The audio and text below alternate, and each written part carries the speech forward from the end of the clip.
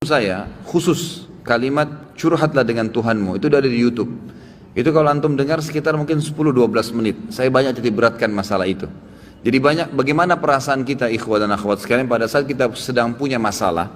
Kemudian kita sampaikan kepada seseorang, orang itu sangat bijaksana, dewasa, jawabannya enak, orangnya amanah. Lalu pada saat dia kasih kita jawaban, kita merasa dapat solusi. Kira-kira bagaimana perasaan antum? Senang dengan orang itu. Baik, setiap punya masalah kembali nggak ke orang yang sama?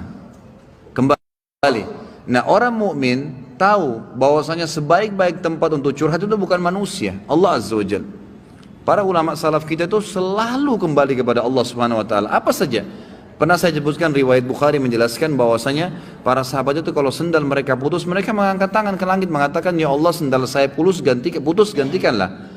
Pada saat mereka lapar, ya Allah lapar, berikanlah makan. Memang Allah nggak lemparin sendal dari langit, Allah nggak bakal lemparin makanan dari langit. Tapi jawaban doa datang dalam bentuk sinyal. Antum bilang, ya Allah sembuhin saya, Allah nggak lemparin obat dari langit. Tapi Allah nanti akan memberikan jalan keluar. Antum bisa konsultasi sama dokter, cocok konsultasinya, resepnya cocok, sembuh. Allah jadikan dokter dan obat itu perantara atau penyebab antum jadi sembuh, gitu kan?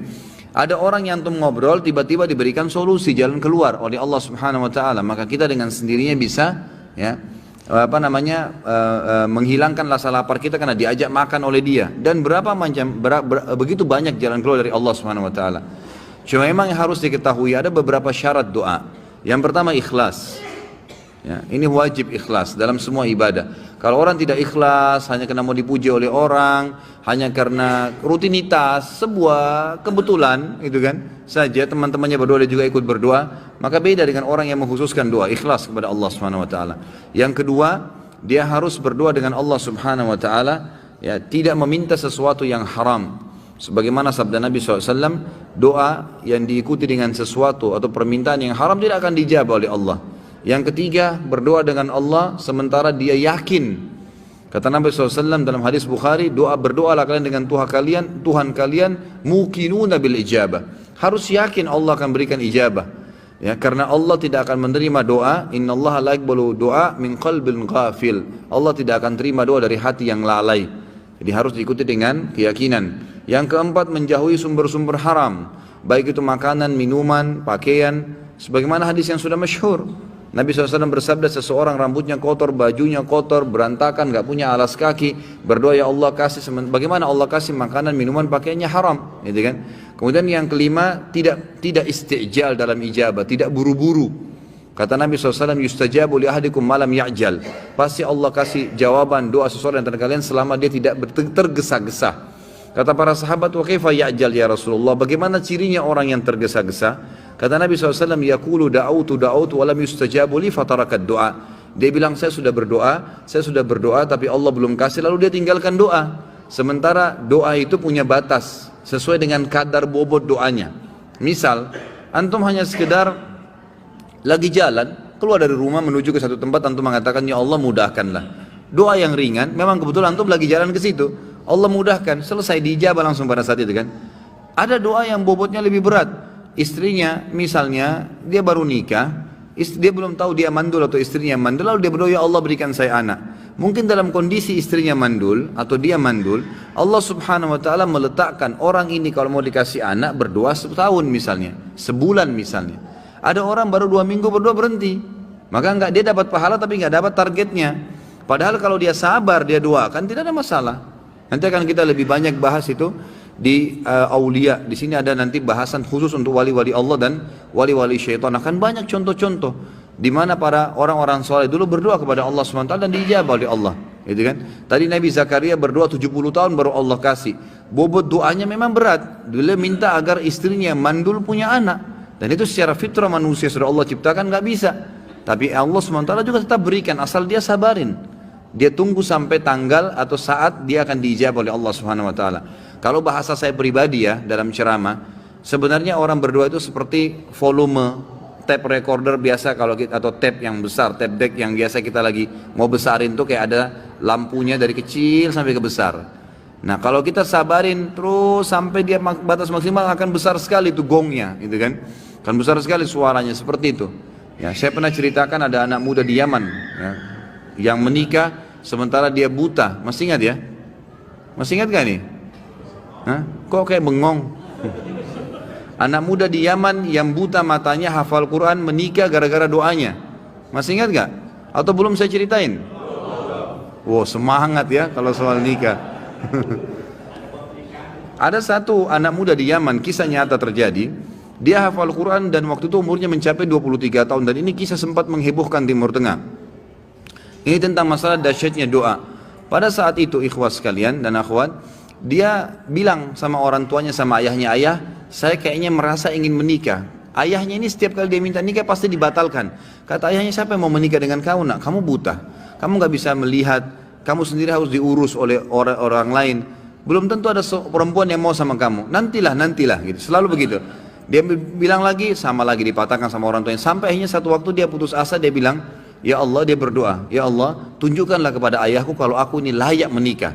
Dan dia selama sebulan, perhatikan ya, ada kasus ini, dia berdoa sebulan, bukan berdoa sehari, 2 hari, 3 hari.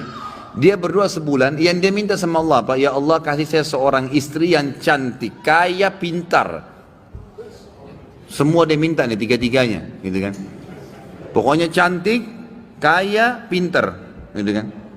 Dia berdoa sebulan, terus dia berdoa sebulan. Dan ini umumnya nanti akan saya datangkan kisah lain. Ingatkan saya sebentar, ada kisah seorang dari salaful ummah juga dari tabi'in yang kaya raya, bangkrut jadi kaya gara-gara berdoa sebulan. Memang ada batas waktu seperti itu ya. Kadang-kadang tergantung bobot permintaan. Maka dia berdoa sebulan. Subhanallah, di malam yang ke-20, di malam yang ke-30 dari doanya, setiap malam dia berdoa di tahajud, artinya pas hari 29 dia berdoa. Karena memang Nabi SAW menekankan 1 bulan itu 29 hari, gitu kan? Makanya Hijriah kebanyakan 29 hari. Maka dia mimpi, ada suara yang dia dengar dalam mimpinya, wahai fulan, Allah telah ijabah doamu, dan jodohmu adalah si fulana, disebut namanya, tapi dalam kisah ini tidak disebut namanya. Ya, si fulana yang tinggal di kampung sebelah, nama ayahnya fulan, gitu kan? Dia bangun, besok dia ketemu sama ayahnya, dia bilang, ayah, di kampung sebelah ini ada namanya kampung ini enggak? Ini di Yaman terjadi ya. Ayahnya bilang ada. Ada si anaknya yang buta ini, ada enggak seorang di sana laki-laki bernama fulan, namanya ayah perempuan ini?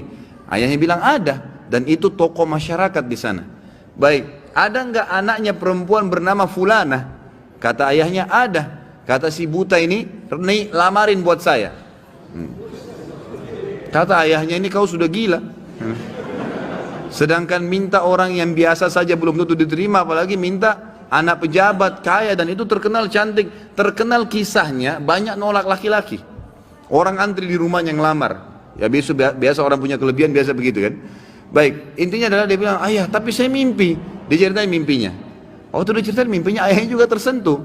Tapi ayahnya bilang, baiklah kita ke sana, tapi ini mempertaruhkan nama keluarga. Bisa diterima bisa tidak, gitu kan. Pergi ke sana. Tiba di kampung sebelah, ringkas cerita, ngobrol lah, disambut oleh tuan rumahnya, lalu ngobrol-ngobrol secara umum, kami dari sini, terakhir menyampaikan hajatnya, ini anak saya, orangnya buta, tapi dia hafal Quran, orang yang soleh, tinggal di rumah tapi tidak ada pekerjaan gitu, dan dia meminta terus terang kepada saya, agar melamar anak anda. Tahu apa yang terjadi ikhwah?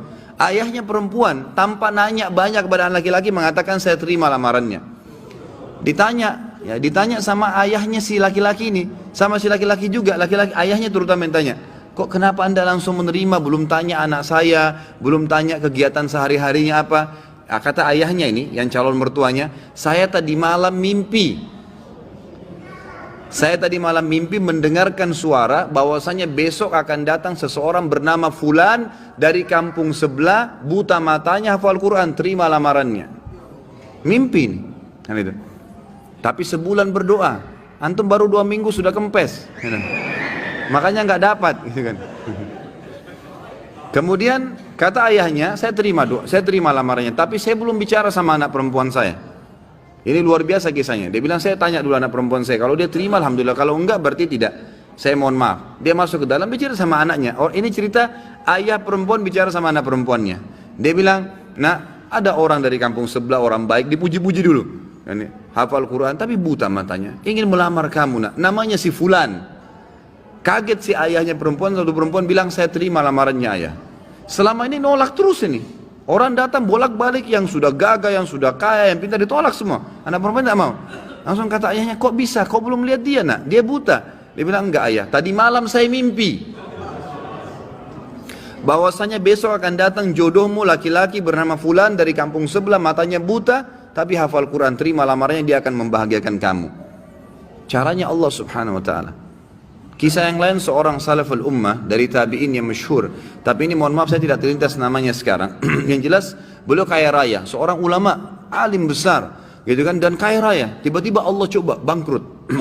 Kafilah dia, karavan dia yang pergi berdagang, itu dirampok oleh orang. Habis semua dagangannya. Zaman dulu begitu ya. Sama kalau kita misalnya order satu barang, sama kontainer tenggelam di lautan atau dirampok, kita sudah nggak tahu, modal semua di situ, habis gitu. Maka yang terjadi ikhwah-ikhwat sekalian, orang ini akhirnya dalam kisah ini dikatakan setiap hari pindah-pindah masjid, minta-minta sama orang. Ini orang kaya raya, nggak ada lagi kehidupannya, dia gimana? Cuma minta diberikan makanan, dia makan. Berjalanlah 2 bulan dari kejadian kasus dia ini. Satu waktu dia masuk di masjid Jami' di Baghdad. Pada saat dia masuk di masjid Jami' itu, dia temukan di pinggiran masjid di belakang ada orang-orang miskin yang baru terima bingkisan-bingkisan, dan mereka saling memuji orang yang bantu itu. Dia pun datang mengatakan, setelah berikan salam, kalian dapat dari mana nih bantuan? Kata mereka serentak, itu tuh yang duduk di depan tuh, dekat mihrab. Itu orang yang duduk, yang kamu lihat sana tinggal sendirian. Memang habis sholat sudah bubar, tinggal orang itu sendirian. Kalau kau punya hajat, sampaikan sama dia tidak pernah nolak hajat orang. Kata orang soleh ini diceritakan dan dirinya, saya pun datang mendekati orang tersebut, atau saya dekat, saya temukan orang itu sedang mengangkat tangannya, sambil menangis kepada Allah, sambil berkata, ya Allah berkahi, ya Allah tambahin, ya Allah mudahin, terus begitu. Lalu tiba-tiba dia bilang, saya seperti disiramin hati saya dengan keimanan oleh Allah subhanahu wa ta'ala. Saya bilang, orang kaya ini pun yang banyak bantu orang, minta kepada siapa? Kepada Allah. Ngapain saya minta sama dia? Setelah itu dia bilang, saya berdoa selama sebulan. Ini dia sendiri cerita. Selama sebulan saya berdoa non-stop, maka Allah mengembalikan semua kekayaan saya, bahkan lebih daripada sebelumnya. Jadi memang dalam doa ikhwas ada rate-nya, gitu kan? Jangan 1-2 hari berhenti, tidak boleh istijal. Sabar, nikmatin prosesnya, gitu kan? Allah tuh maha dengar, maha tahu, dan Allah akan memberi